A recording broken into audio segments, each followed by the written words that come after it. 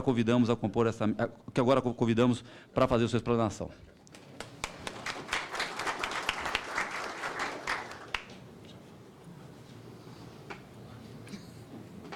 Bom, boa tarde a todos, boa tarde aos deputados. Gostaríamos de agradecer essa oportunidade de estar aqui representando o setor, mostrando um pouquinho da importância do nosso segmento.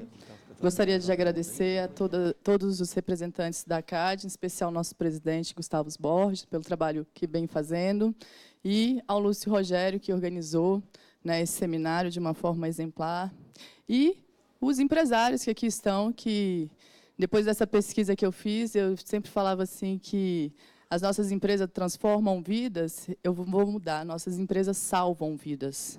É impressionante o impacto que as nossas empresas causam na saúde pública. A gente precisa ser olhado com os outros olhos. Eu vou explanar alguns dados aqui. Meu tema aí da Mônica foi falar sobre o impacto econômico positivo da atividade física na saúde pública e nas empresas. A Mônica falou das empresas e eu vou trazer alguns dados aqui para vocês. Onde eu aperto? Não, acho que aperto. Foi. E eu vou falar especificamente sobre o impacto positivo da atividade física no setor da saúde pública. Foi muito difícil a gente achar um material que compilasse todas as informações sobre a atividade física nas doenças. Não tem nenhum estudo específico que tem juntando todos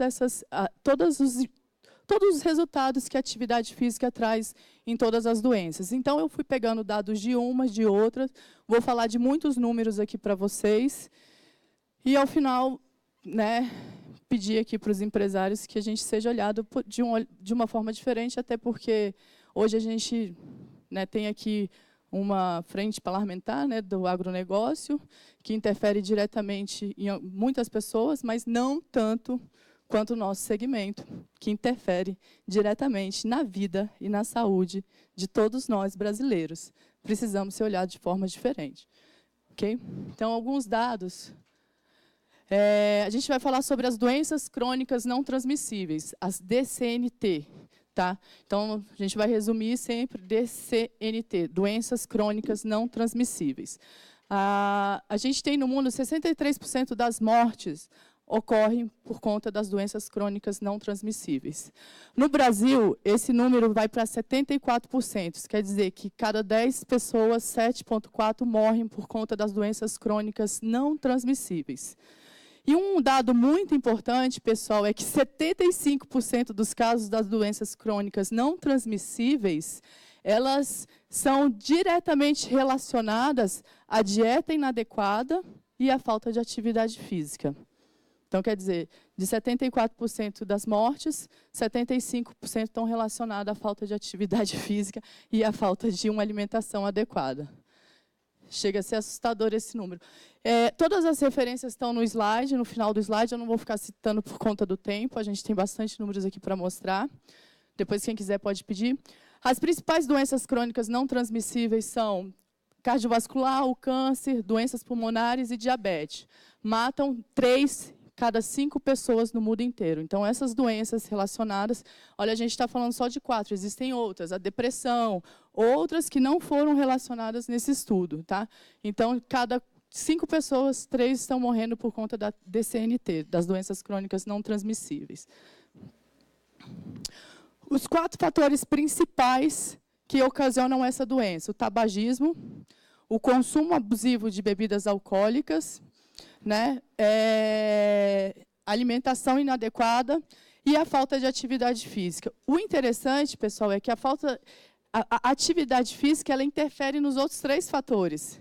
Porque quem faz atividade física tende a diminuir a fumar, tende a diminuir a beber e tende a se alimentar melhor. Então, as nossas empresas, os nossos negócios interferem nos outros 3 fatores de risco. E vocês vão perceber que nas pesquisas, se o tabagismo ou o alcoolismo ou algum outro fator está citado como principal, ele fica sendo a causa principal e depois vem a inatividade. Então, a inatividade ela tem um número ainda maior, tá? Porque normalmente eles pegam o dado disso. Isso aqui foi uma pesquisa feita no ano de 2013. Eles correlacionaram, foi uma pesquisa que correlacionou o grau das pessoas que estavam sendo internadas com a inatividade. A gente vai falar de inatividade porque nos artigos que eu pesquisei se falava em inatividade, não em sedentarismo. Eles colocavam dessa forma, ok? Então, eles colocaram que 974.641 internações foram realizadas no ano de 2013 por conta nas doenças não transmissíveis, crônicas não transmissíveis, foram ocasionadas pela inatividade. Tá? Eles relacionaram isso. Quais foram essas doenças relacionadas nesse estudo em específico? As doenças do coração, com mais alto custo, cérebro vascular, diabetes e osteoporose. Nesses estudos foram essas 4 doenças relacionadas, e dentro dessas doenças, 974.000 internações foram por conta da inatividade. Custo total, esse valor aí de R$1.884.627.410 ou 695 milhões para o SUS. Isso é o custo total das internações nesse ano, durante toda aquela amostra que foi feita no SUS. Tá? Ali estão as folhas, tem do DataSUS, tem tudo que foi publicado. O custo total relacionado nessa pesquisa com a inatividade, eles conseguiram traduzir em 15% do total. Tem como voltar? Mais um. 15% do total, dando 275.646.000. Aqui é um gráfico que mostra o total do custo do SUS nas áreas que foram pesquisadas, e ali embaixo mostrando que 15% foi diretamente ligado à falta de atividade física. Eles conseguiram comprovar nessa pesquisa que 15% dessas pessoas que estavam doentes foi porque não estavam treinando, eram completamente sedentárias. Gasto para o SUS com internações hospitalares pelas doenças crônicas não transmissíveis. Está em 58%. 58% do gasto com o SUS está nas doenças crônicas não transmissíveis. E não estamos listando todas. Tá? Custo das doenças cardiovasculares, 38 bilhões com custos diretos e indiretos, como a Mônica colocou. Família deixa de gerar economia, então são os custos diretos e indiretos com as doenças cardiovasculares. Fatores de risco, doenças do coração e doenças cardiovasculares atribuídas ao tabagismo, 20% a 22% respectivamente. Isso é um dado que é a causa. Sendo que a atividade física fica em 15%, a falta de atividade física, a inatividade fica em 15% atribuída a essas duas doenças. Tá? Levando em consideração que se o tabagismo é o nível 1 de risco, eles não vão considerar nessas pessoas a inatividade. Então, também provavelmente entra nesse bolo. Sobrepeso e obesidade entre adultos de 20 e 60 anos, de 39 a 34 de hospitalizações por diabetes, tiveram maior fração em sobrepeso e obesidade. Quer dizer, a obesidade é um fator de risco causado pela falta de atividade física, que causa um outro fator de risco.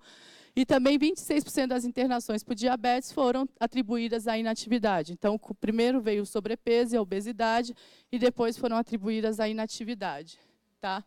Pessoas inativas, 38% usam 38% mais dias de hospitais, 5,5% mais visitas médicas e 13% de serviços mais especializados. E aí, alguns estudos de alguns países sobre a relação da inatividade física e o custo com a saúde. No Canadá, em 1999, eles colocaram que 2,5% da população ficava doente por conta da falta de atividade física. No Reino Unido, eles gastavam um total de 6 bilhões de libras, atribuindo 16%, ou seja, 1,6 bi de libras, aproximadamente, sobre a inatividade. Então, do total, eles detectaram que 16% estava relacionado à inatividade. E na China, mais de 15% dos gastos estão relacionados à inatividade. Custos de doenças provocadas do sobrepeso e a obesidade. São 3,5 bilhões, todo ano o SUS gasta com essas questões. E em 10 anos existe um estudo que, se a gente não tomar conta, vai gastar 38 bilhões em 10 anos. Tá? Redução promovida pela atividade física. Esse estudo diz que 50% das internações do aparelho circulatório e 13% das internações por diabetes seriam diminuídas se toda a população praticasse atividade física. Como eu falei, não tem nenhum compilando todas as informações, então fui pegando de um e de outro para a gente ter algumas. Na Austrália, eles conseguiram um aumento de 10% da população ativa, e essa população ele causou 6 mil casos a menos de doença e 2 mil casos a menos de morte. Nessa pesquisa que foi feita, teve esse impacto.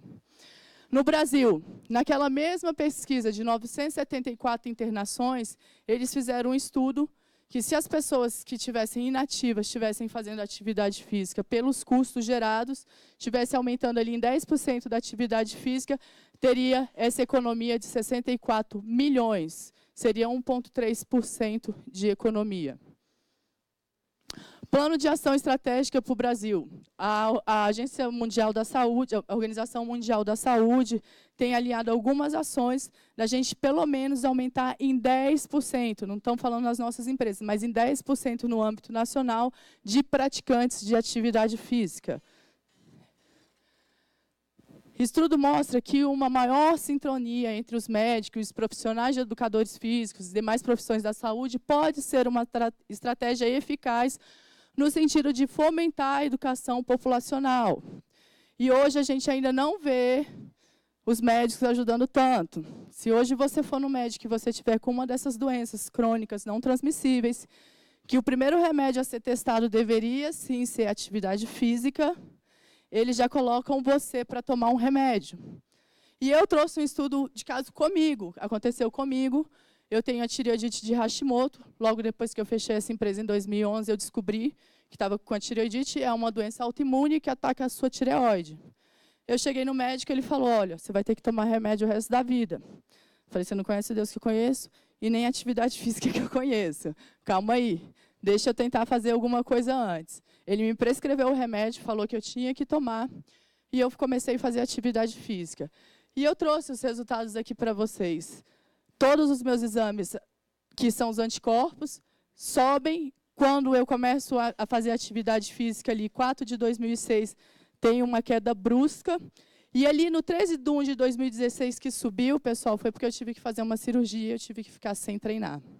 Eu controlo a minha tireoidite de Hashimoto toda com atividade física. Eu não tomo nenhum remédio. E isso daí é um fato que... Oi? Média intensa. Depende, assim, mas eu tenho uma regularidade. Eu falo, antigamente, quando a gente era mais novo, a gente falava assim, estou aqui com um pneuzinho aqui, deixa eu ir treinar. Hoje eu começo a ficar estressada, eu falo, está faltando é treino. É o meu melhor remédio. É o melhor remédio para o estresse.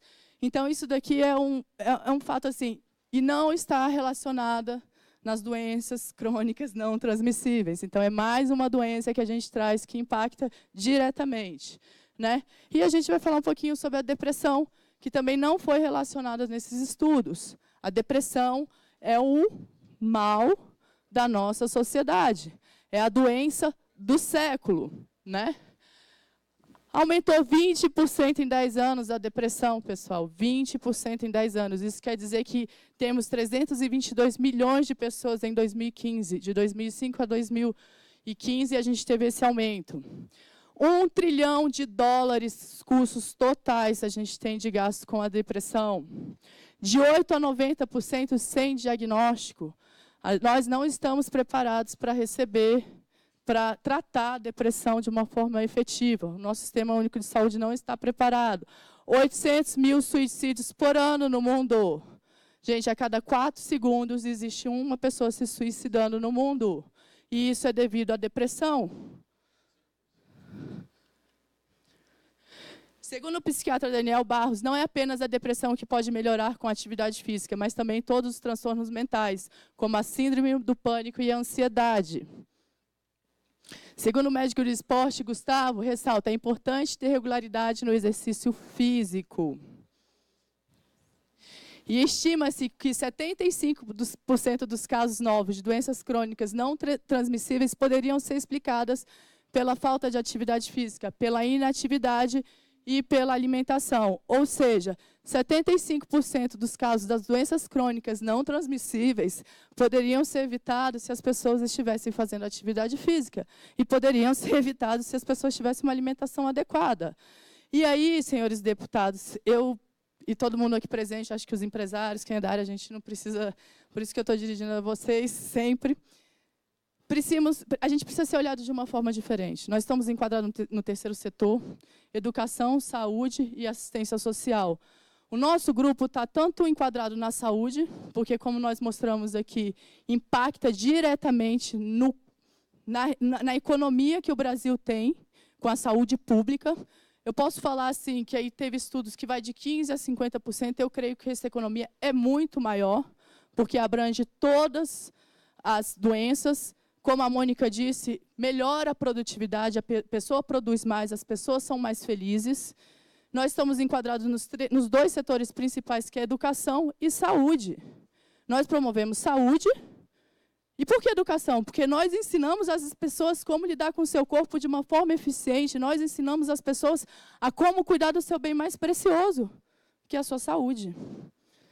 E é muito importante que seja revisto. Nós estamos enquadrados no enquadramento fiscal errôneo. Desculpa, a gente está errado. Nós deixamos a população mais feliz, nós ajudamos as pessoas. Ao contrário do que eu falava, que a gente fala que a gente transforma a vida, nós, na verdade, nós salvamos vidas. Nossas empresas salvam vidas.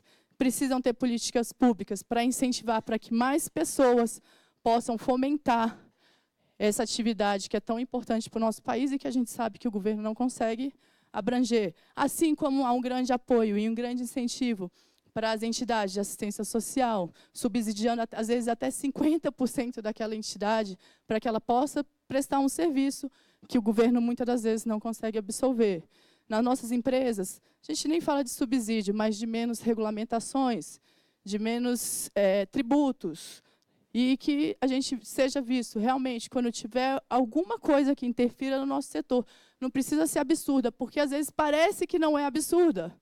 Tem deputado que uma vez estava falando, eu achava que esse do atestado médico era legal para vocês. Na cabeça dele, ele estava achando que era legal. Só que quando ela ouviu a gente, ela não é. Poderia ter sido aprovado.